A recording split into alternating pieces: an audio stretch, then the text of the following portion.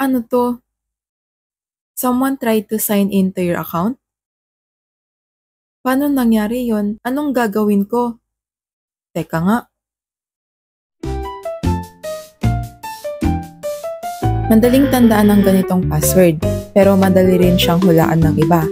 Kaya naman, ganito ang ginawa ko.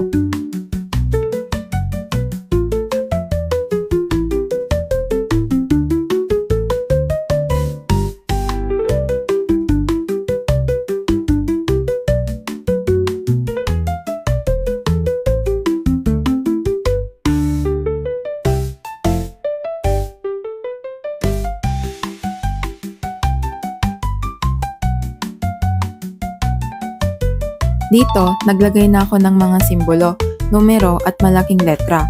Ngayon, mas ligtas ng account ko at hindi na basta-basta mahuhulaan ng iba.